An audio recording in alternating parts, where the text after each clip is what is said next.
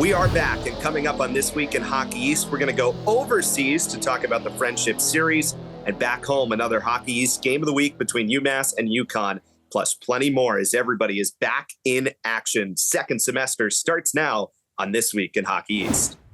Hi, everyone. Happy New Year, and welcome back to another episode of This Week in Hockey East. It's great to be back. We hope everybody had a great holiday, but glad to be back and watching some hockey games this weekend.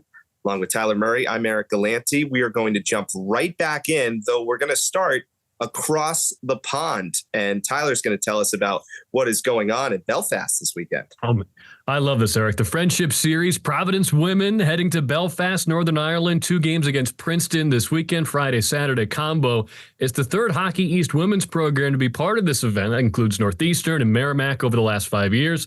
And we've seen men and women, the teams that go on this trip, they're still talking about it years and years later. It's such a cool event. SSE Arena, great fan base. They're going to go nuts in there. I mean, Providence, they're playing their first game in about a month. Everyone's on a long layoff. Friars ended the first half 6-12-1, but Reichen, Kirkmeyer, and Rachel Weiss, they're really heating up. They combined for 9 points in the last 2 games heading into the holiday break, so we'll see if they can keep that going despite the long layoff. And it's not just several weeks off for both of these teams. I mean, check the body clocks. You got a long flight, but the first game is a noon puck drop. That's 7 a.m. here on the East Coast for us, so we'll see who calibrates the quickest between Providence and Princeton. And then you look at Matt Kelly, Providence's coach, what he's been able to do to get his team playing its best hockey when it matters most. 2 years ago, a good example. They started 8-12-5, but then finished 7-1-1 and got back to over 500 by the end of the year. So this is where it begins a lot of the time for Providence. Can they right the ship a little bit and continue some good momentum they built off the first half of the season? It's always such an amazing event, and it should be a lot of fun this weekend. And I think Steve Metcalf's going there, right? World Juniors. Going to Belfast is going to be a whole what a couple of weeks for our Hockey East commissioner. That should be so much fun. Back home in our Hockey East game of the week, which is coming up on Nesson, it's a battle of the border states between the other border states, I should say, between Massachusetts and Connecticut. As both of these teams get back in the flow of things, it's kind of an interesting matchup, and we'll start on the UConn side of things. This is not UConn's first game back. They played and beat Harvard the other day on an ESPNU game on New Year's Eve. We've talked all year about UConn, and the story has been they're generating offense. They're just not scoring goals. Mike Kavanaugh's talked about it. We've talked about it on this show, and you're starting to see a little bit of a positive trend line there. Here's some numbers. Again, let's use shooting percentage, which we know it's not a perfect stat, but just literally the number of goals based on the number of shots that you have. In UConn's first 9 games of the season, their shooting percentage was 4.7%. In their last 9 games, they're at 12% on their shooting percentage. So it is trending the right direction. They finally started posting a couple of 3, 4, 5 goal games.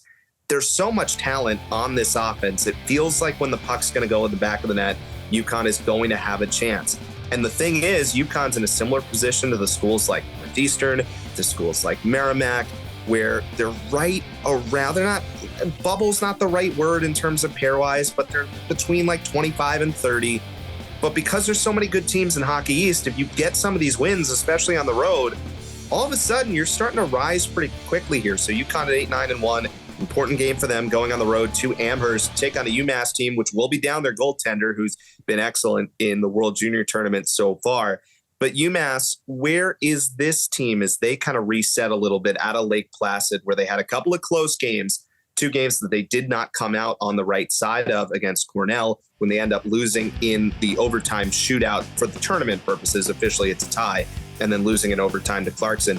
Greg Carville talked about it after the game. He said it's one of those that we've seen the last year or two here sometimes where we feel like we controlled the flow of the game. We feel like we controlled the scoring chances, and we just didn't quite put the puck in the back of the net. So same story, right, that we were talking about with UConn. So 2 teams that what they're trying to accomplish as they start this second half is fairly similar, even though UMass with a little bit of a better first half record-wise and a little bit of a better position right now, just outside the top 10 of the pairwise and raring to go here for another exciting second half. But should be a really interesting matchup here.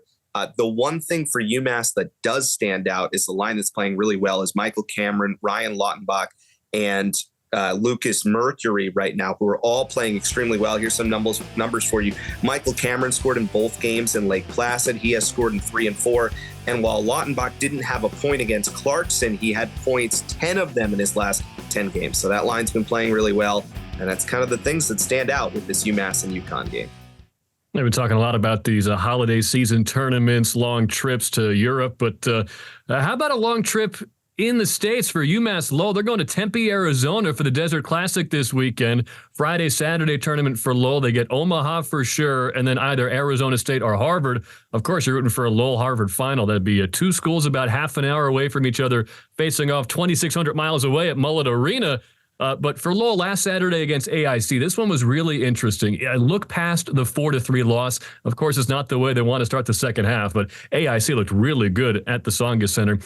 Lowell has captain Ben Meehan back for the first time since November 4th, and simply put, they just looked like a more complete team. They're more connected, they're more energized. And Norm Bazin said this week, quote, "We're going to be UMass Lowell again." They've dealt with so many injuries, finally getting healthy, and you really did see it on Sunday. They scored 3 goals for the first time since October, for the second time since October. 37 shots on goal. That was one shy of a season high, and the most shots they've had in a game that ended in regulation. Matt Krasa, he scored a goal for the first time since that 4-goal outburst in the third game of the season. And maybe most importantly, because of all the injuries they had to deal with, they've got newfound depth with everybody getting healthy. There are 2 freshmen in particular who were thrown into the fire, is what Norm Bazin likes to say, just to fill in and fill a hole. Sean Kilcullen defensively, Jaden Moriello at the forward spot. Even with guys healthy, they both played a lot of ice time in that loss against AIC. So they've earned the trust and respect of this coaching staff. Now you have more options. Now you have more competition in practice. So I think Lowell is becoming what we all figured they would be. Maybe not a number 1 team standings-wise, but definitely a nightmare to play in the postseason. Well, Eric, new year and a new partnership for us here on This Week in Hockey East.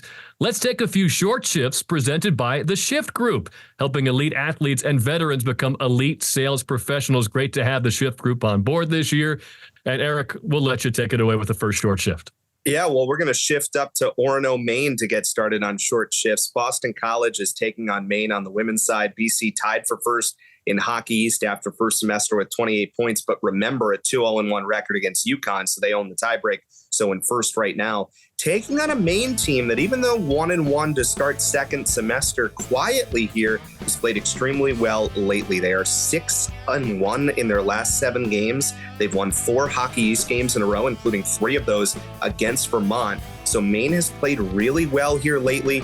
Boston College has played really well lately as well, and it's led by Sammy Tabor, who has been outstanding for BC. She scored 2 goals and 2 assists against St. A's. How about this? In her last 11 games, 5 goals, 14 assists, 19 points, including 6 assists in her last 3 games. These 2 teams split a series at Conti Forum in November, so just a one-off this weekend, BC at Maine. And for me, let's keep it up north. Vermont has won 5 games in a row now. Steve Weidler's got the boys playing well. Now, look at the teams they played. They split a weekend with Union. They swept LIU to end the first half, and they swept St. Thomas to start the second half. So yeah, it's a much different animal once you get back to Hockey East play after a trip to Dartmouth on Saturday. But how often do we see teams slip up in these games that could really crush them in the pairwise, especially when you have so many landmines stacked up in a row for Vermont? So they have to get credit for taking care of business. And this is similar to what you talked about with UConn earlier. Pairwise rankings, Vermont's 26th, a long way to go. But as we know, Hockey East has 3 of the top 4 spots in the pairwise right now: Maine, BU, and BC. Vermont, in their last 17 games to wrap up the season, they play those 3 teams a combined 7 times, so they are going to have an opportunity to move way up in the pairwise if they can split some series or maybe get a couple of points across a weekend. So the opportunity is absolutely there for the Catamounts. The question is, can they keep the success going as the non-conference part of the schedule ends? Last one for me. We just told you that BC was tied with UConn for first place on the Hockey East women's side. Let's talk about UConn because they have a really interesting non-conference series at Minnesota for 2 games this weekend. And this is one of your clash of style series because Minnesota is top 5 in the country in scoring offense. They're top 5 in the country in power play. against a UConn team that is number 2 in the country in scoring defense. They've been exceptional, and that starts in goal for UConn, led by the tandem of Megan Warrener with her .961 save percentage, and Tia Chan, who's not that far behind at .938, which would be the best on almost any other team in the country. This is UConn's first game since December 2nd, as it is for a lot of these teams here. So who wins out? Hockey East is 0-4 against the WCHA this year. So big non-conference opportunity for UConn on the road at Minnesota. There's, of course, plenty more action across Hockey East this week, and we can't wait to continue to talk about it as we go through the second half of the season. Thanks so much for joining us for another edition of This Week in Hockey East.